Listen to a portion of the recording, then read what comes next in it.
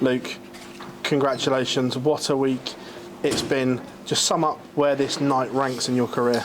Well, it's definitely up in the second best night of my life, to be honest. Obviously, always the Worlds will be the number one. That will never, that will never take place. But the way I felt when I won it, it felt really, really close to me. I didn't expect it to mean so much to me, but the way I played this week, I thought, I think I deserve this. And you don't always get what you deserve in sport. Sometimes it doesn't go your way, but 500 averages on the trot. No one can say that I didn't deserve to win this, to be honest, and I had to work incredibly hard and beat some great players to do it. Game of two halves, you could have been 9-1 up arguably, but in the second half of the game, Michael has put you under all kinds of pressure. How have you come through that moment when he's thrown everything at you? Yeah, I thought a fair, I could have been about 13-7 up in a way. I think there was a couple of missed opportunities, but when you're in big finals, sometimes you miss them opportunities and you're trying too hard. I don't know, but my doubling was, very good at times. I can't be too critical. But the way Michael come back, I was not unexpected, but I felt like I've watched a few of his games this week, and I felt like when he was put under pressure, he was very vulnerable. Tonight he wasn't. I think every time he hit a one, I'm thinking, please. You're thinking, come on, and he's hitting triple nine. His cover shots tonight were absolutely fantastic, and that's what kept him in the game. To be honest, maybe if they weren't as good, I would have won a lot clearer. But putting a fantastic performance. Just unfortunate at the end there, a few boos and whistles that kind of you don't really want it at the end. But I tried to stop it, tell them to stop, but there's nothing you can do about that. To be honest, they're going to have their own opinion. But for me, I'm not used to having the crowd on my side, so as a whole, before that happened, it was nice to have the crowd wanting me to win. Not many people dominate Michael van Gerwen, but you're now 8 in a row against him in some big games as well. How have you found the way to just deal with him the way you are? I think I just play my own game and don't play the player. If you play the player, the name, you may try too hard to beat him. So for me, I think the winning record I've got, I just play my own game against him. I love playing against him. He's a fantastic, talent and player, and when we had that period between 2012-13 to 2019, it was just unbelievable to us. No one could beat him. I don't think he'll ever find that form again. I don't think that's there anymore. But he's still a player to beat. He's still going to win many major titles in the future. But for me, just to win this and never have to worry about having to do it again, because obviously I want to win it again. I want to win it many times. But to know that's on my CV for the rest of my life, it's a dream come true. Luke, huge congratulations. Thank you, Phil. Luke, there were a lot of points in that game where you had a 2 or 3 leg buffer, and every time Michael broke, you broke him back and kept that buffer. How important was it to keep him at arm's length throughout that period? Yeah, I think that was, when I couldn't take that big lead against him, that was what I was going to the break every time. I was thinking, just keep him at arm's length. Don't let him get in front of you. Maybe if he gets in front of you, he might find that confidence and that belief that he can beat you. So I thought, just keep him away. Don't let him get close to you. But I think he did in the end, 16-15, am I right? Yeah, so he did get close. But his cover shot tonight was absolutely unbelievable to us. I don't know the stats, but every time he hit a one, it seemed to be triple 19, and then that's what kept him in the game. His scoring was great, but he said before that his scoring was better than mine this tournament. I think that was wrong. I think my scoring was better this tournament than him, and I knew I could rely on that. I knew my scoring would beat him. And I think it did to us. My scoring was fantastic. My doubling was crucial in moments, and I think that's why I was the winner in the end. It's been an incredible 12 months for yourself. How do you now reassess the goals for yourself? It's hard because obviously for me, I was 4 legs away from creating a triple crown in the same year. That Premier League was inspired little performance that stopped me from a triple crown in the same year, and I can't even begin to think of words of what I would have felt like if I'd have done that. But there's still goals, isn't there? Premier League I haven't won. That's the only Sky Sports tournament I've not won yet. I still haven't won the European Championships, World Series finals. I still haven't won a World Series, so there's still goals for me to set. I don't want to leave this sport as a one-time world champion. I want to leave it as a 2, 3, 4, 5, whatever it may be. I want to win more. So yeah, I'm still incredibly driven, and moments and nights like this will only but drive you even more. Thank you. Congratulations. Thank you. Tonight, your name, it was already amongst, because you've won the World Championship, it was almost amongst the greats, but tonight you've matched Phil's record of an average, 100 plus average all the way through. Other Selden players have come through and won this trophy in the same year. is the next challenge for you going to be the hunger and the continual domination? We rarely get an Englishman apart from Phil in this sport, in other sports who do that. Is that something that's somewhere inside you in your heart? You want to be that person? Yeah, I mean, first of all, for me, I sit back now and I think, I don't think Phil gets the real credit he deserves, Phil Taylor. You know, I think I played a fantastic tournament. What's my tournament average? Probably 102. He's done 104 plus 5 times. I think he doesn't get that credit he deserves. You know, I know he's obviously the 16-time world champion, but you know, the things he achieved, there will just be no one ever as good as him. I don't think I'll ever see it in my lifetime. You know, someone that will ever match the things he's achieved. I could never imagine winning this title 5 times, let alone 16. And he played in an era of some great players, so that just tells you a lot about, you know, how people just don't give him the credit he deserves. And you know, for me, like you say, I'll keep being driven by winning trophies. You know, it keeps seeing my family's face elated and the enjoyment I get from them, and seeing my son ain't got a clue what's going on, but he's there pointing, going, yeah. He's, you know, he's seeing loads of likes and he's enjoying it, and he don't really know what's going on with his dad, but you know, it's lovely to have him there and all my family. You know, all that they've travelled all the way from Newbury, and you know, 4.5 hours, and my friend Rob, he travelled from Ireland to come watch me as well. So many people that, you know, you don't want to let down too much. Sometimes there's a little bit of extra pressure on your shoulders when you get all your family and friends come, but you know, for nights like these, it's worth them being here because they get the elation of you winning as well. Thank you. Luke, I'm sure you probably wouldn't want to answer this, but how can people stop Luke Humphries? Because you've got such a stranglehold on these big TV tournaments. I know you talked about the Premier League, just missed out, but it just seems like the level that you're playing at, people aren't even coming close to you at the moment. I think probably you stopped coming, because every time when you first started coming, I've won everything. So maybe you're the omen I need to be here. But we had that chat before, didn't we? Yeah. No, I think I am beatable. Anybody can beat me in 2 rounds. I don't think I'm this sort of player that no one can beat, no one can touch. You know, Michael come incredibly close there, and James Wade come, you know, close. I know the scoreline didn't reflect it, but he come close. Bunting come close.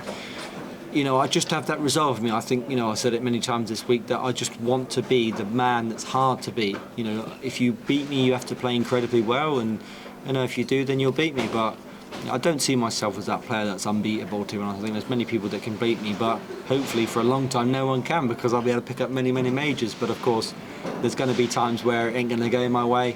But I can sit here now and say, you know, 8 major finals out of 10. Won 6 of them. You know, it's just insane to us. It's something that I never would have ever dreamed of doing in the last 12. Well, when I walked out of here 12 months ago.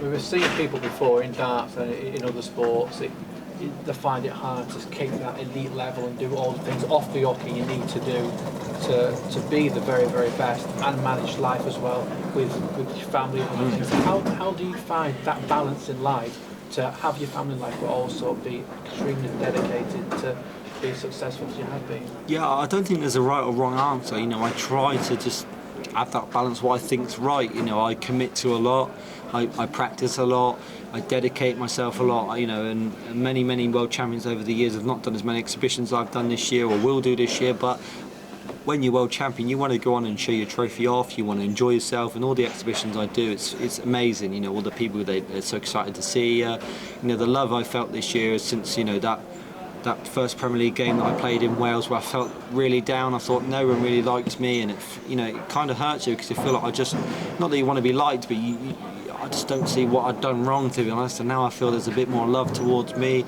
and it just fills my heart with joy, to be honest. It feels great. It feels better than winning major titles. You know, I just want the fans to enjoy the talent that I've got, and I'm trying to do, and I just want to give the fans great darts. You know, like I said to you yesterday, I think it's a great thing that I'm here now and doing things like this, because there's going to be players that are thinking, right, well, I want to do this. And you know, it was just Phil Taylor, and then Michael, and then Gezi, and now it's me. And people will just be driven on by my success, the players, and they'll want to topple me over. And it just sets a good precedent for the future for players. You know, we could have a very, very exciting sport in the next 2 or 3 years, and you know, there's going to be many new major winners over the next couple of years, I can assure you. And hopefully, you know, I've set that example to let the players believe that they can win big titles. You talked a bit about James Wade this week and how underestimated he is. He's 3rd on the all-time majors list with 10, and you've done 6 in 9 months. I mean, do you get perspective on that? Does it seem that you are closing in already on being 3rd on that list in just 9 months? Can I do it this year? I'd love to. Yeah, no, it's obviously something that I'd love to. You know, I I just can't see anybody toppling Phil. Of course, that's an obvious one. Michael, probably not. Maybe Luke Lillard could because he's still young and that's the chance. For me, I'm 30. I'm 13 years older than him. It's probably not going to happen. But to put myself third for a good few years, it's a massive opportunity. I'd love to, win as many major titles as I can. If I left the sport tomorrow, I'd be incredibly happy with what I've achieved. But I'm not finished yet. I've got many years available, and maybe hopefully 20, and I'll try and win as much as I can. Put myself, because I want to create a legacy. I want to, win as many major titles as I physically can, and put my name up there with some of the greats, and just doing them little stats that people keep telling me about how Phil's done this and you've matched him and done the same as what Phil's done. It's still a dream, so yeah, I'm just going to keep pushing myself, working hard, keep dreaming high, and maybe the world's my oyster if I keep working hard. Huge well done. Thank you very much. Many congratulations. Thank you. You said earlier in the week that you still had a lot more to win, and now you've added the second biggest tournament in the PDC to that honours list. Would you say this is the second best moment of your career? Definitely, it really is. It's the second most, the biggest moment of my career. The way I felt after winning that, the feeling I felt inside was very close to the World Championships. Obviously the Worlds will always be first because every time I get announced, I'll always be classed as a former or reigning World Champion, and this will obviously come second. So that is just something that never leaves your side. But to put this next to it, like say the second biggest, just gutted Luke played so well in that Premier League final, to be honest, because I was four legs away from creating incredible history. But I'll go back next year and hope I get selected next year and play in it and try again. But this is the second, like you say, and it's jubilation for me and my family. It's that's why it's called the Phil Taylor Trophy. You just seen so many experiences of him winning it in such great style. To put my name on it, and especially after my good mate Nathan as well, it's a really good blessing for myself. And you mentioned your family. You said about the positive record of having your father there, watching you in the finals, and you've kept that positive run going. I have, and I think he's been to. I think he missed one of my major final losses. I think it was the Premier League. Yeah, I don't know if he was there at the games. So he's only missed one out of the 6 I've won. So, he's a good omen having him there. But of course, these are moments and nights that he'll always remember. So, I love my dad to bits. He's the reason that I am who I am, and the way I can play this well. And I'll never ever take him for granted. He's the best man in my life, to be honest, and I love him to bits. And that's why I always dedicate these trophies to him, because I can see in his face how much they mean. They mean more to him than me. That's why I dedicate them to him. Well played and well done. Thank you very much. Luke, congratulations. Thank you. How did emotions tonight compare to some of the other victories? Are you getting used to this winning feeling? I don't think you can ever. I could sit here in 20 years' time, my 40th major victory. I don't think it gets any.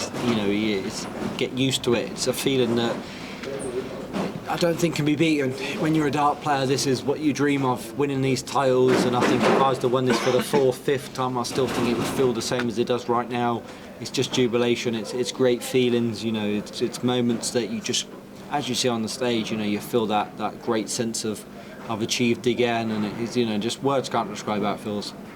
How much have you enjoyed your week in Blackpool? I think you said after the first round how much you liked it, so to be on the end of the win in the final has been extra special. Yeah, I've really enjoyed my week here. It's been great. I really love it, and it's a great tournament. The Winter Gardens is a special venue. I can't tell you any dart player that don't enjoy playing the Winter Gardens. If you do, you probably shouldn't be here, because it's just such an amazing venue that everything's always great. The staff are great. Just everything about it, and to finally win in this great venue, it really means the world to me. How tense was it on stage at that time? Of course, you both had opportunities to take a bit of control. You had opportunities to go ahead. Michael had opportunities to get back. So how tense was it? It was very tense in the end. It was very nip and tuck. I think there was a lot riding on that leg. If Michael would have won that and it had gone 17-16, I think he would have had the throw. So, you just don't know how the game pans out, really. I don't know how he missed it at double, but he gave him that opportunity at the 100, and he probably would have thought that maybe you don't take it. But as soon as I hit that 20, I thought, this tops is going high, or it's not going low. I'm going for it hard.